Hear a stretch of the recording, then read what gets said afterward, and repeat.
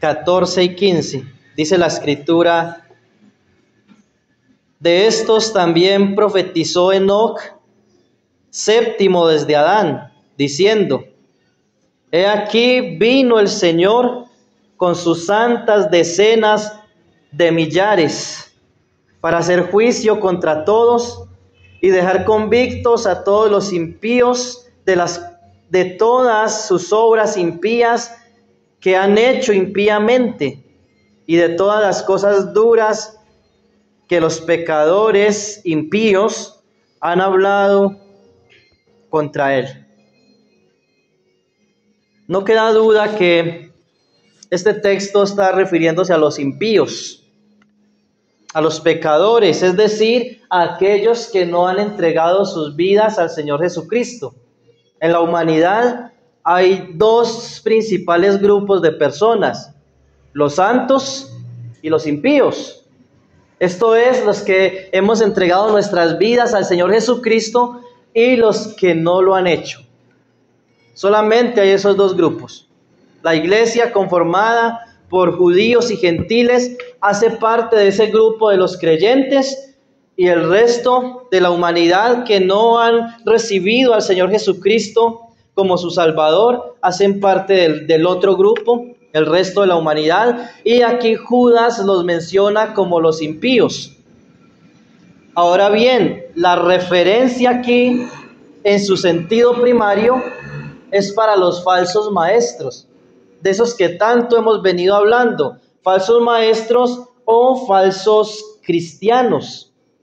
Y esta expresión no es inventada, sino que esa expresión la hemos tomado de 2 Corintios capítulo 11, donde el apóstol Pablo dice que él ha estado en peligros de muchas cosas, y entre esos peligros ha estado en peligros entre falsos hermanos. Y aunque suena paradójico, es una expresión que está en las Escrituras y que es una referencia a profesantes, a personas que han profesado que son de Cristo, pero que en realidad no son de Cristo, y también con un énfasis primariamente a los falsos maestros o falsos profetas, como los menciona el Señor Jesucristo y como aparece también en el Antiguo Testamento.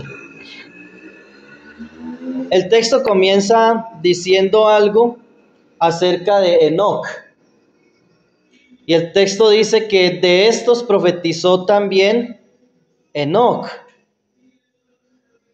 ¿De qué Enoc está hablando aquí el texto? En las Escrituras se mencionan varios Enoc, aunque los otros simplemente se mencionan de paso. Pero hay un Enoc en las Escrituras del cual está haciendo referencia Judas, y la referencia allí es a alguien que fue séptimo desde Adán. Dice allí el versículo 14: Enoc séptimo desde Adán. Cuando miramos, por ejemplo, en 1 de Crónicas, la genealogía allí marcada, en 1 de Crónicas capítulo 1, nosotros podemos notar esas 7 generaciones, aunque de hecho menciona 11 generaciones,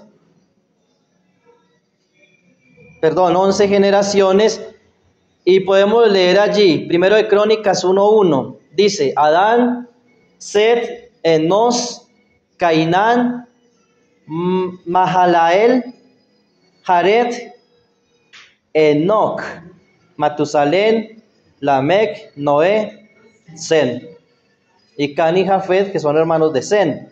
Pero entonces ustedes pueden mirar allí, el séptimo mencionado allí es precisamente Enoc. Cuando usted va al libro de Génesis capítulo 5, también usted puede leer, aunque la genealogía allí está más larga, porque está explicando cuántos años vivió Adán antes de engendrar a Set, cuántos años vivió Set, de cuántos años murió cada uno de ellos. Pero cuando llegamos a Enoc, y si usted cuenta las generaciones, también allí aparece Enoc en séptimo lugar. La idea allí es la séptima generación. Desde la creación, la séptima generación, el séptimo patriarca, por decirlo así, se llamó Enoc. Y noten lo que dice allí en Génesis capítulo 5, versículo 19. Y vivió Jared después que engendró a Enoc 800 años y engendró hijos e hijas. Versículo 21. Y vivió Enoc 65 años y engendró a Matusalén. Y caminó Enoc con Dios después que engendró a Matusalén 300 años y engendró hijos e hijas. Fueron todos los días de Enoc 365 años. Caminó pues Enoc con Dios y desapareció porque le llevó Dios. Tremendo. Caminó Enoc con Dios y desapareció porque le llevó Dios. En esta genealogía de Génesis 5, todos los demás hombres que se mencionan allí, narra su vida, su edad, cuando engendra su primogénito, su primer hijo, y narra su muerte. Pero de Enoc dice que vivió Enoc, caminó Enoc con Dios. No solamente vivió, dice vivió 300 años y engendró a Matusalén, pero luego dice caminó con Dios y desapareció. Cuando nosotros vamos a Génesis 11, versículo, creo que es el versículo 3, dice que Enoc por la fe caminó con Dios. Versículo 5. Por la fe Enoc fue traspuesto para no ver muerte, y no fue hallado porque lo traspuso Dios. Y antes que fuese traspuesto, tuvo testimonio de haber agradado a Dios. Podríamos enfocarnos todo el sermón hablando de la vida de Enoc. Incluso en el pasado recuerdo que dimos una predicación, una enseñanza en Enoc, enfatizando la vida de Enoc y el andar con el Señor, pero no nos vamos a detener en esto, solo probar que el Enoc que menciona Judas es el Enoc del libro de Génesis. Y Judas es muy claro, Judas dice séptimo desde Adán. Ahora hay una dificultad para muchos, digo para muchos porque para mí no la hay, pero para muchos, algunos de la alta crítica, algunos otros de la crítica textual, algunos otros de la teología liberal, que se han enfocado en buscar errores, buscar debilidades en las escrituras. Para ellos hay un problema con este versículo, porque este versículo es tomado de un libro que es apócrifo. ¿Qué es un libro apócrifo? Un libro que no hace parte del canon de las escrituras. O sea, tenemos un canon de 66 libros inspirados por Dios, inspirados por el Espíritu Santo, pero hay otros libros más, no solamente los 7 que aparecen en la Biblia católica, sino que hay muchos más aparte de esos 7 libros. Entre ellos hay un libro conocido como el libro de Enoc. De hecho, ahí está dividido en primera de Enoc, segunda de Enoc, y no recuerdo muy bien si hay un tercer libro, pero por lo menos la cita de Judas aquí es una cita del primer libro de Enoc, capítulo 1, versículo 9, donde menciona esto que Enoc dice. Entonces, para algunos hay una dificultad con el texto y dicen que esta parte de Judas no es inspirado por ser una cita de un libro apócrifo, el libro de Enoc. Es un libro que también es muy dudoso porque fue escrito por allá en el periodo intertestamentario. Es decir, en ese periodo de 400 años de silencio, desde que escribe el profeta Malaquías, el último libro del Antiguo Testamento, y hasta que aparece Juan el Bautista, hay un espacio de 400 años donde no tenemos libros canónicos. Por eso se le llama 400 años de silencio, porque no hubo revelación inspirada por Dios no hubieron libros inspirados por Dios escritos, pero sí hubieron muchos escritos apócrifos. Los macabeos, por ejemplo, que hacen parte de la Biblia católica, fueron escritos en este periodo de tiempo y son libros que históricamente nos pueden ayudar mucho para interpretar la historia, para ayudarnos a entender un poco más. El libro de Daniel, por ejemplo, habla de Judas Macabeo y sus hijos, que ellos limpiaron el templo que había sido tomado por Antíoco Epífanes en aquel entonces. Y en aquel periodo, y hay allí discusión entre la fecha exacta, pero fue en ese periodo donde se escribió este libro y que se le es atribuido a Enoc, el del Antiguo Testamento. Entonces algunos hablan de que era una tradición oral que los judíos tenían y que en este periodo de tiempo se escribió la tradición que ya traían.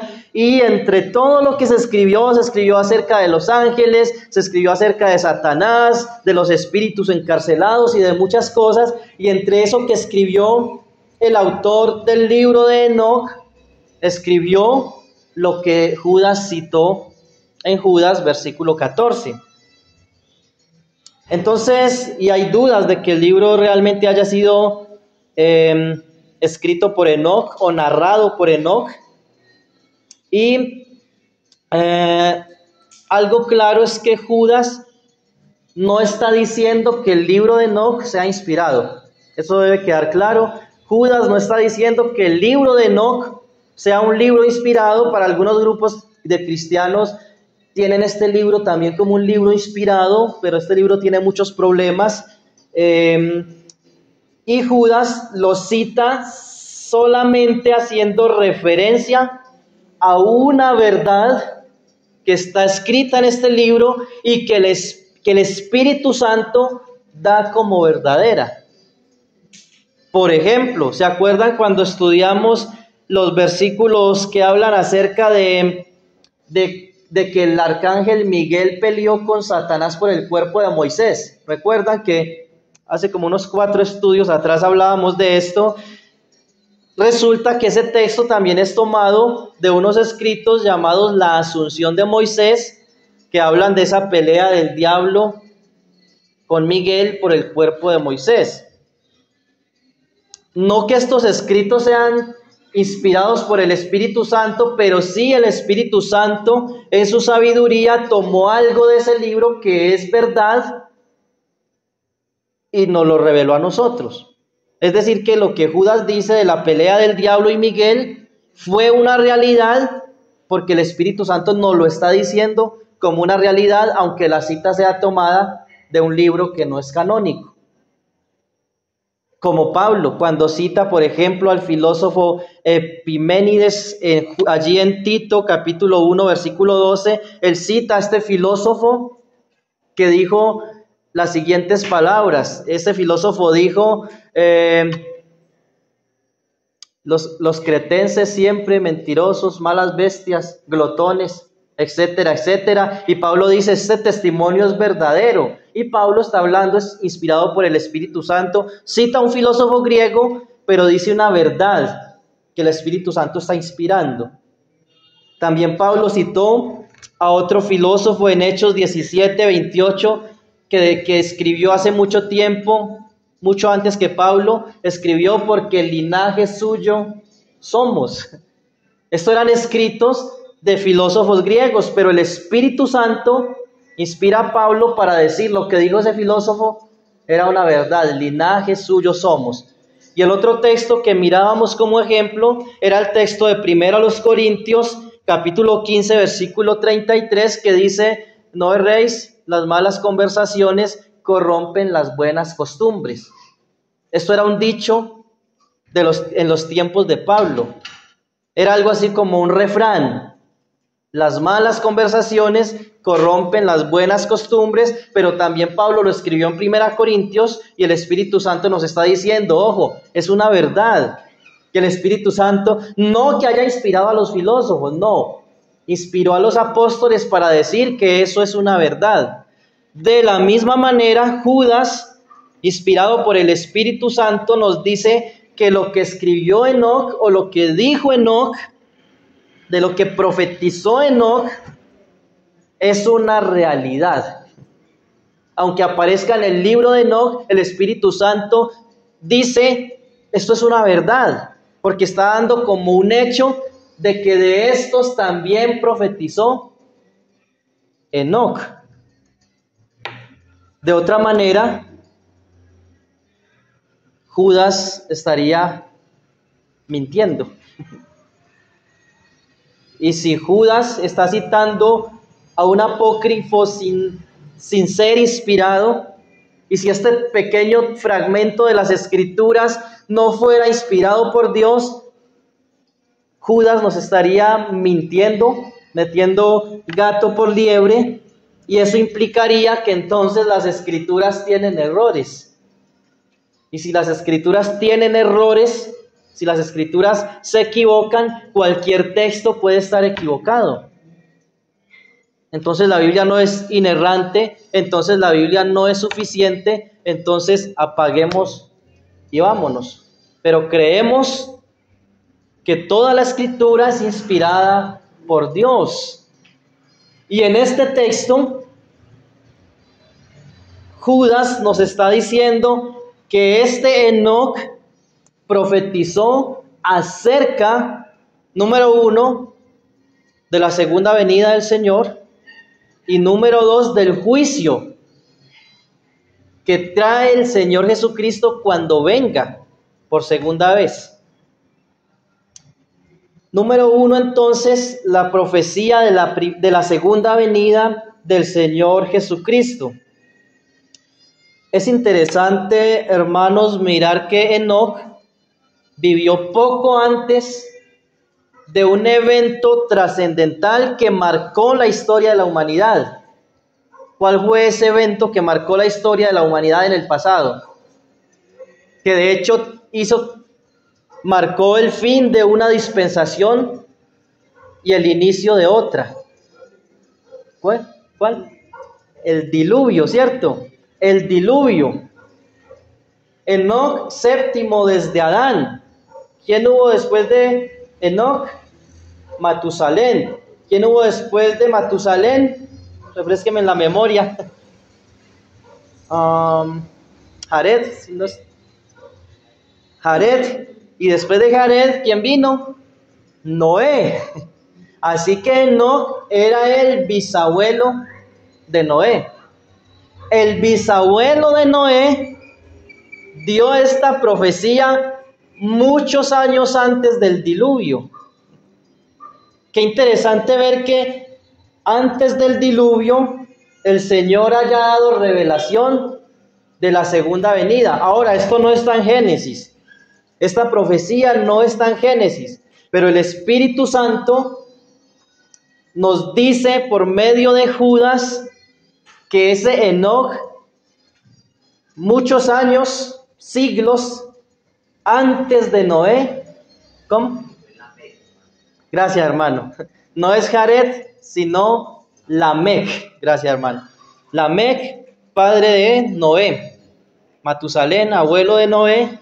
Y Enoc, bisabuelo de Noé. Entonces, es interesante que tanto tiempo antes del diluvio el Señor haya hablado de la segunda venida. ¿Qué dijo Enoc? Vamos al texto de Judas.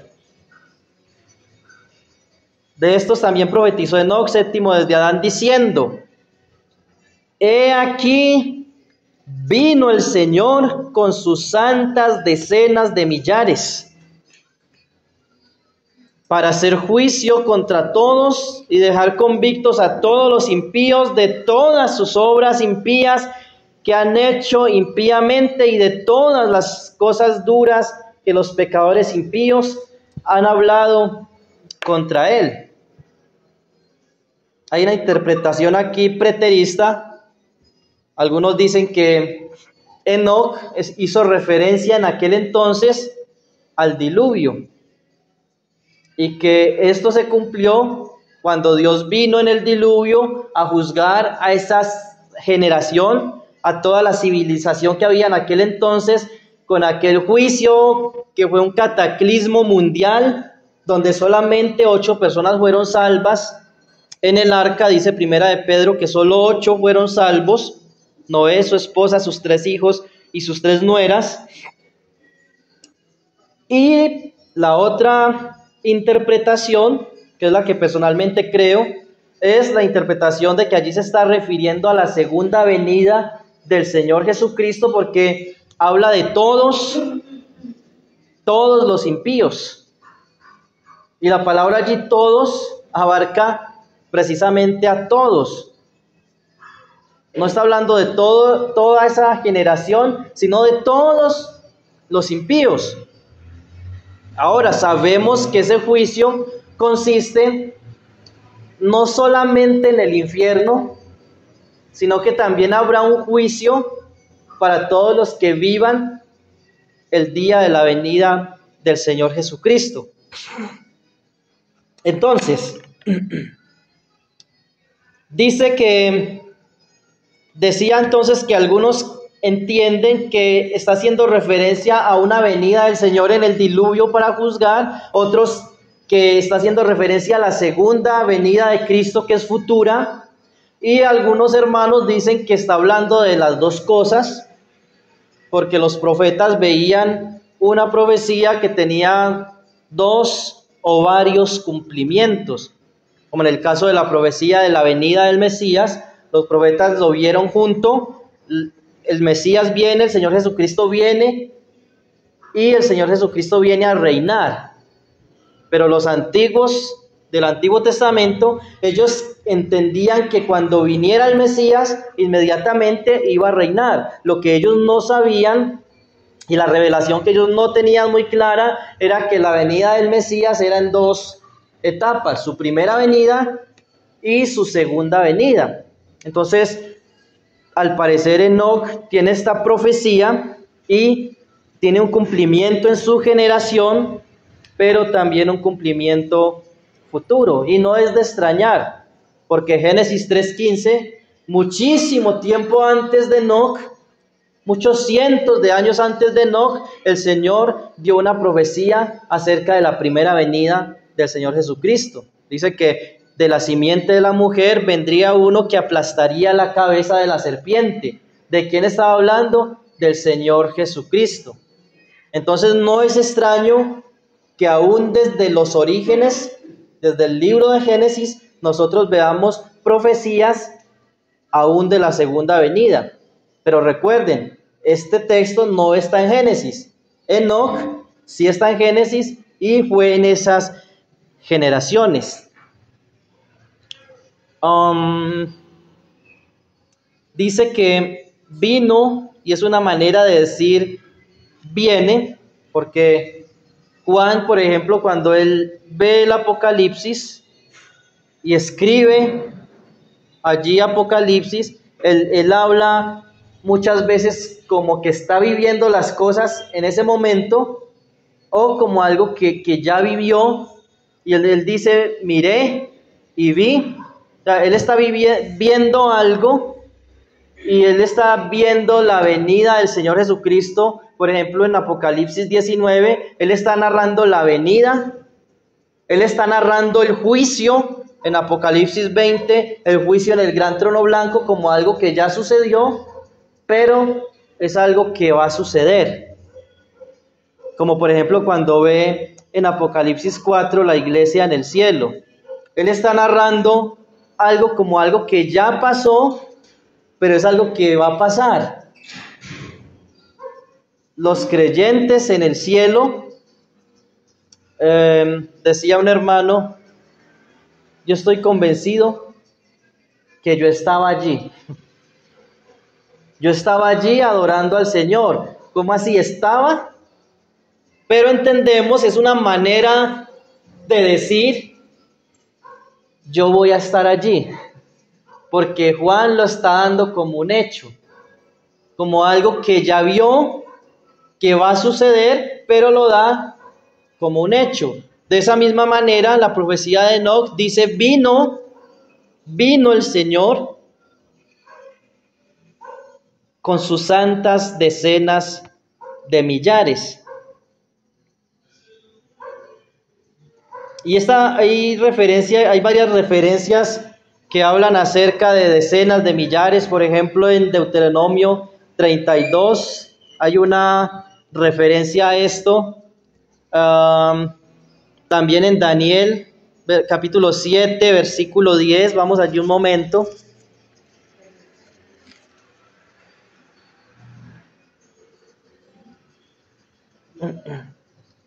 Daniel capítulo 7, versículo 10. Si alguien me ayuda leyendo este texto, por favor. Un río de fuego procedía y salía delante de él. Millares le servían, millones de millones asistían delante de él. El juez se sentó y los libros fueron abiertos. Habla de qué, de millares de millares. Entonces, que es una referencia del Antiguo Testamento que habla de las multitudes que acompañan al Señor. Ahora, hay referencia a que cuando el Señor venga, vendrá con ángeles. Voy a leer algunos ejemplos de esto. Mateo 16, 27 es un ejemplo de esto, y también Mateo 25, 31. Primero leamos Mateo 16, 27, donde dice: porque el Hijo del Hombre vendrá en la gloria de su Padre con sus ángeles, y entonces pagará a cada uno conforme a sus obras. Mateo 25, 31. Cuando el Hijo del Hombre venga en su gloria y todos los santos ángeles con él, entonces se sentará en su trono de gloria.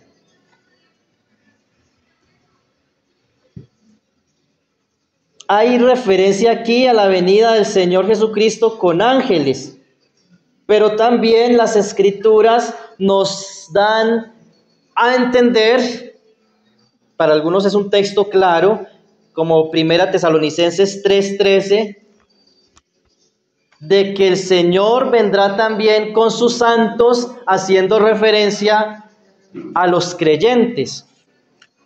1 Tesalonicenses 3:13.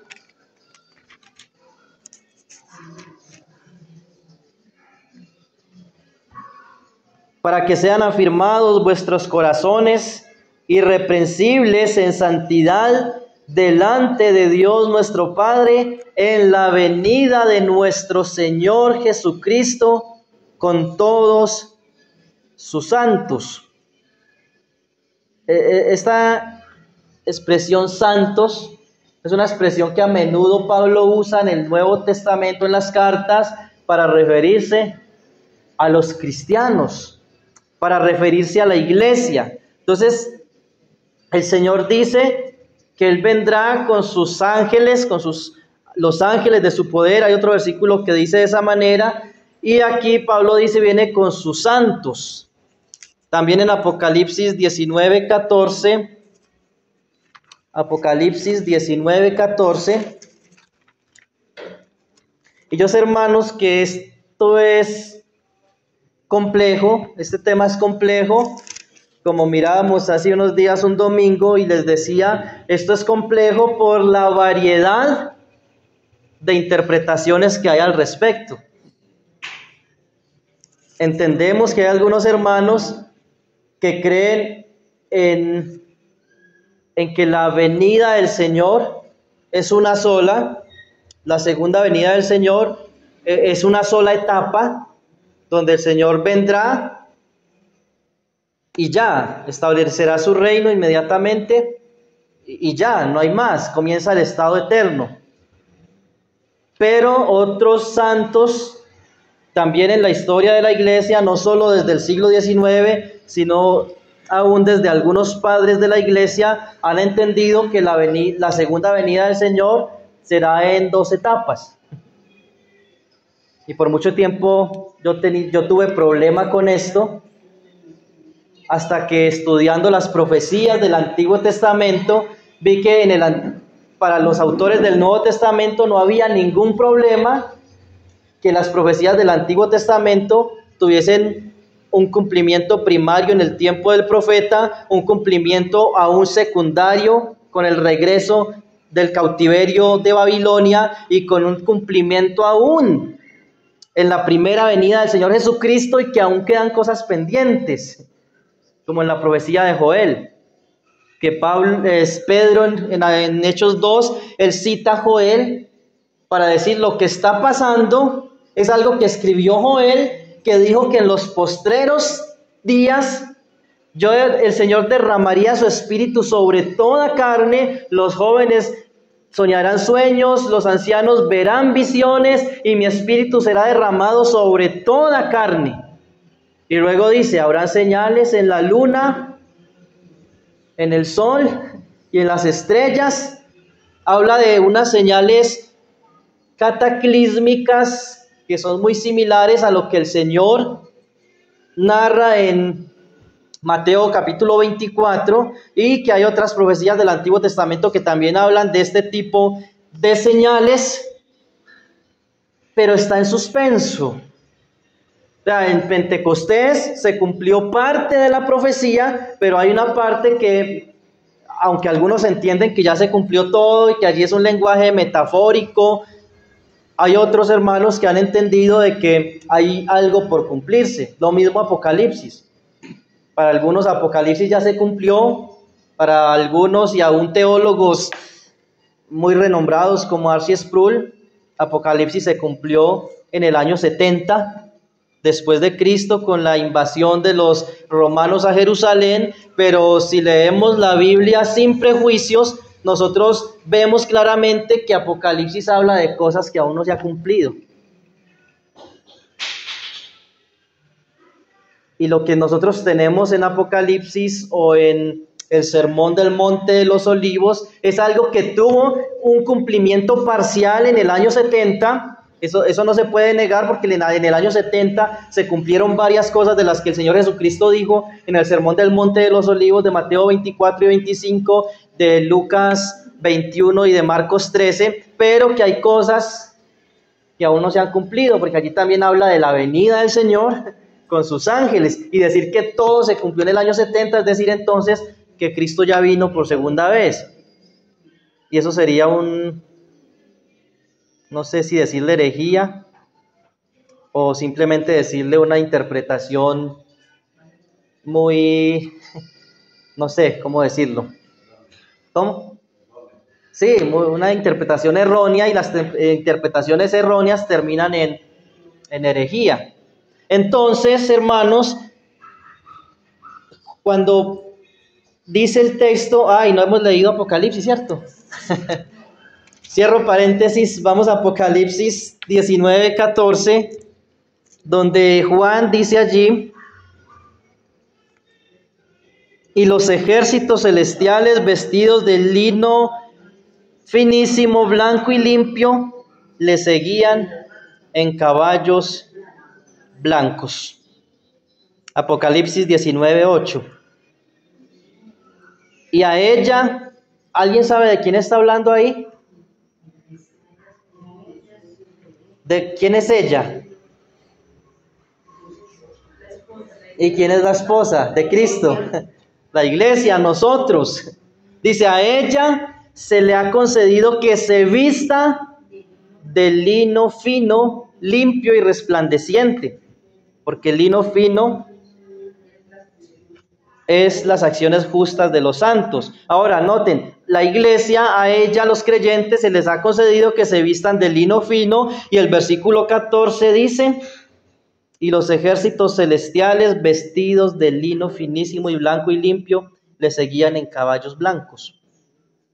Entonces hay razones para pensar que esos que siguen al Señor en caballos blancos, y no sé si realmente son caballos blancos literalmente, o es una manera de hablar del poder y de la autoridad que tiene la iglesia al lado de Cristo. Ojo, Cristo como cabeza siempre será rey de la iglesia, siempre será Señor de la iglesia, pero los que están con Él gozan de un poder y gozan de una autoridad y la gozaremos por la eternidad. Por eso dice Pablo en 2 Timoteo capítulo 2, versículo 22, si sufrimos con Cristo, también reinaremos con Él. Cristo como Rey, pero nosotros participando del reinado de Cristo. Por eso también dice Apocalipsis capítulo 5, creo que es el versículo 11.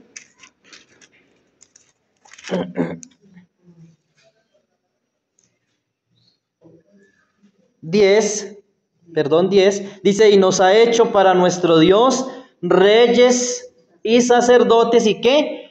Y reinaremos sobre la tierra. ¿Quién va a reinar? Cristo. Pero por ser la esposa de Cristo, participaremos también de ese reinado. Hermano, eso no es algo esperanzador para nosotros hoy en medio de tanto sufrimiento, en medio de tantas pruebas. No es algo esperanzador. Para mí es muy esperanzador saber que un día, como esposa de Cristo, voy a participar del reino de Cristo. Entonces, la esposa a la cual se le ha concedido que se vista de lino fino, dice, vendrá con el Señor en caballos blancos. Zacarías capítulo 14 también habla de esto, versículo 5, de esas millares, de esas multitudes que vendrán con el Señor en su segunda venida. Y hermanos, el tema de la escatología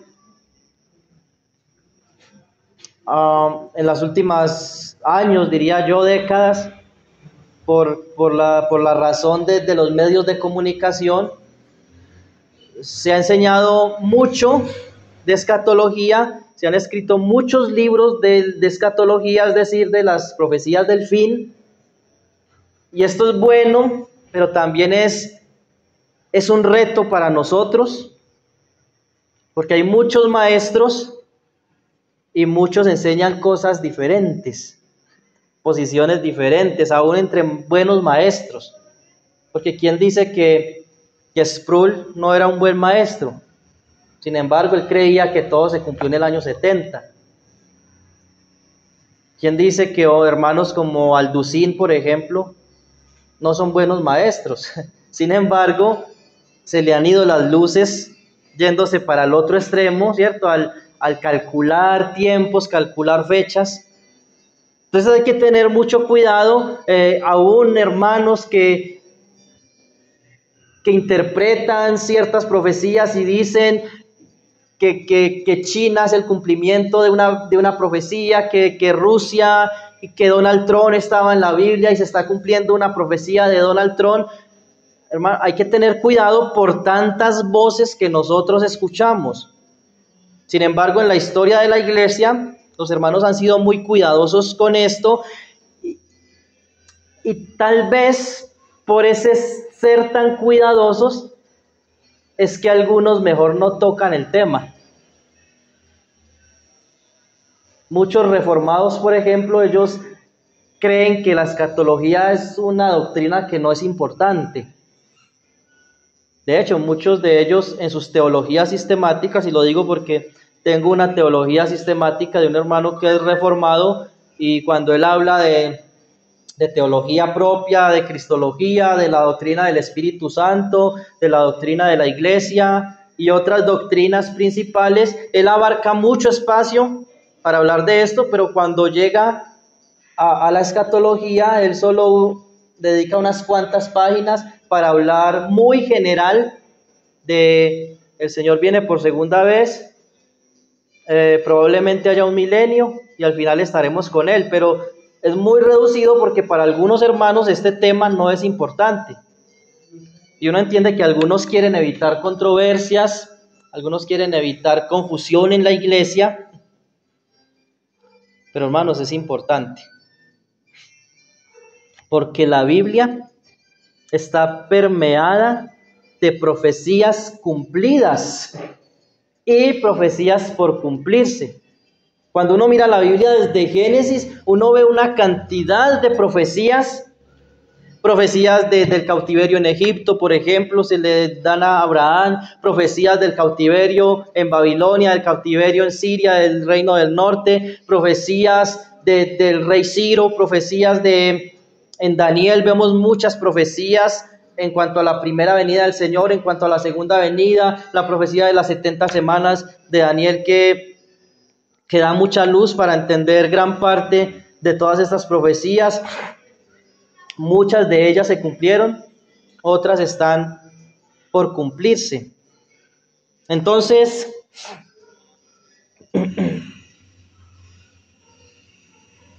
¿por qué creer que nosotros somos los que vendremos con el Señor? Ahora, no quiero ser dogmático aquí, porque entiendo que buenos hombres de Dios ahora entienden que allí hay esta referencia solamente para los ángeles, pero también grandes hombres de Dios han interpretado que allí está hablando de ambos grupos, que el Señor viene con sus ángeles, pero que también con sus santos, por esta referencia de Apocalipsis 19, 8 y 14, y también por la referencia de Primera Tesalonicenses 3:13, y también porque la Escritura dice que nosotros no solamente vamos a reinar, sino que participaremos del juicio contra los ángeles y probablemente del juicio contra estos impíos. Primera los Corintios 6. Primera los Corintios 6, 2. Una especie de pregunta retórica donde la respuesta es afirmativa. Pablo dice, ¿o no sabéis que hemos de juzgar a los ángeles? ¿Quién ha de juzgar a los ángeles? Perdón, al mundo, dice primero. ¿O no sabéis que los santos han de juzgar el mundo? Y si el mundo ha de ser juzgado por vosotros, sois indignos de juzgar cosas muy pequeñas. Versículo 3. ¿O no sabéis que hemos de juzgar a los ángeles? ¿Cuánto más las cosas de esta vida? El contexto de esto es muy conocido. Los hermanos estaban peleando entre ellos. Estaban agarrados allí en Corinto como perros y gatos, aún llevándose a tribunales. Y Pablo les dice, ¿cómo así? Ustedes ponen a los que son de menor estima. Ustedes ponen a personas que no tienen el Espíritu Santo para que les arreglen sus problemas. Es como aquellos que buscan al psicólogo y van al psicólogo porque en la iglesia no hay quien les ayude en sus problemas. Y lamentablemente a veces es una realidad. Necesitamos ayuda y no la encontramos en la iglesia, entonces algunos hermanos se ven obligados a acudir a estos medios, pero es acudir a personas de menor estima que no tienen al Señor. De la misma manera en Corinto estaban acudiendo a los abogados, a los jueces, para acusar a los hermanos, para que les resolvieran sus problemas, y allí es donde Pablo les recuerda, ¿no sabéis que ustedes van a juzgar el mundo? ¿No sabéis que ustedes van a juzgar los ángeles? Y se incluye Pablo, hemos de juzgar los ángeles. ¿Cómo? ¿Cuándo, hermanos? La verdad no lo sabemos muy bien. Pero lo más seguro es que es en la venida del Señor. Lo más seguro es que está hablando de santos de la iglesia ya glorificada. En este momento no tenemos la facultad ni la autoridad de nosotros juzgar el mundo. Al contrario, el mundo hoy juzga a la iglesia, está juzgando la iglesia. El mundo hoy es el que dicta las leyes para las iglesias El mundo hoy es el que dicta las leyes para el hogar, para los niños, para tantas cosas y a veces tenemos que agachar la cabeza en ciertas cosas que no van en contra de la autoridad bíblica, pero llegará el momento donde nos tendremos que parar y decir, no, es necesario obedecer a Dios antes que a los hombres. Pero llegará el momento donde la iglesia será la que juzgue, no solamente al mundo, sino también a los ángeles.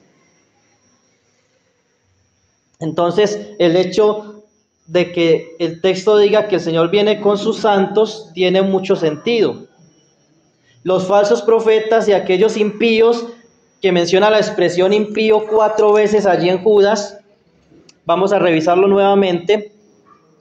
Nos quedan 7 minutos. Dice, versículo 15, para hacer juicio contra todos, primero dice todos, y dejar convictos a los impíos, a todos los impíos, de sus obras impías que han hecho impíamente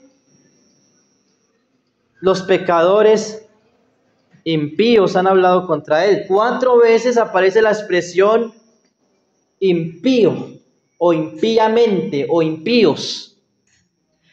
Estos impíos, estos incrédulos, es la idea, estos incrédulos serán juzgados en la venida del Señor. Así como en el versículo 7, refiriéndose a los de Sodoma y Gomorra, dice que ellos vinieron y fueron, el Señor vino y los juzgó, sufrieron el fuego del castigo eterno. Hay una expresión también en el versículo 13 que veíamos el estudio pasado. Al final del versículo 13 dice, para los cuales, para estos impíos, está reservada eternamente la oscuridad de las tinieblas. Entonces el Señor viene con sus santas decenas de millares para hacer juicio contra los impíos y dice dejarlos convictos, es decir, traer una sentencia, condenar a estos impíos. Como dice Romanos capítulo 2, versículo 6, Romanos 2, 6.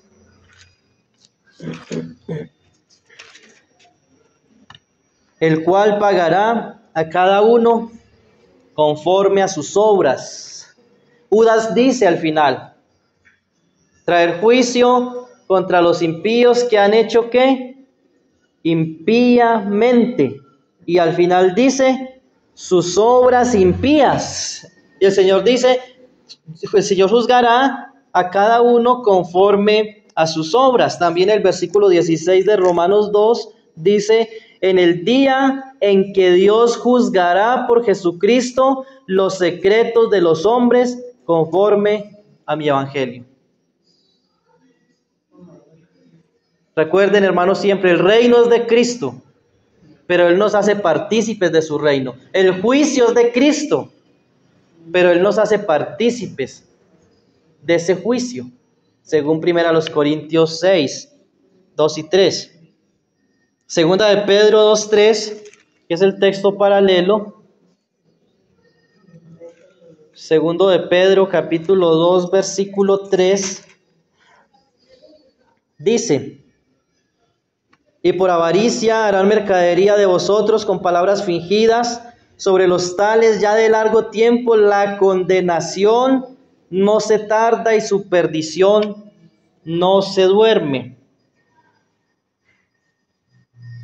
Juan 5:29.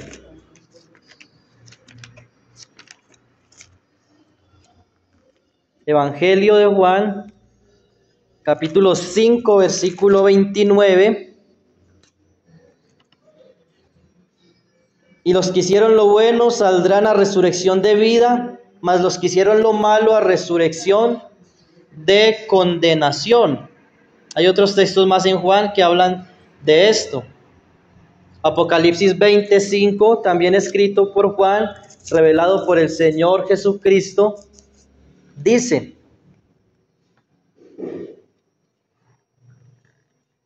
capítulo 20, versículo 5, pero los otros muertos no volvieron a vivir hasta que se cumplieron 1000 años. Esta es la primera resurrección.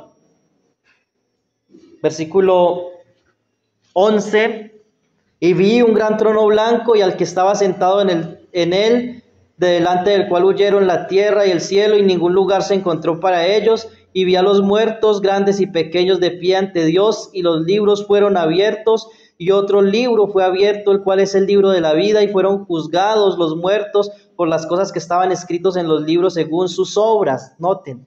Y el mar entregó sus muertos que había en él, y la muerte y el Hades entregaron los muertos que había en ellos, y fueron juzgados cada uno según sus obras, y la muerte y el Hades fueron lanzados al lago de fuego. Esta es la muerte segunda, y el que no se halló inscrito en el libro de la vida fue lanzado al lago de fuego. Hay un juicio que viene, hay un tiempo específico, según Mateo capítulo 11, versículo 22 y versículo 24, dice que el día del juicio será más tolerable el juicio para Sodoma y Gomorra que para Jerusalén, Besaida y Corazín. Y también el versículo 24 habla de qué, del día del juicio, que no necesariamente es un día de 24 horas,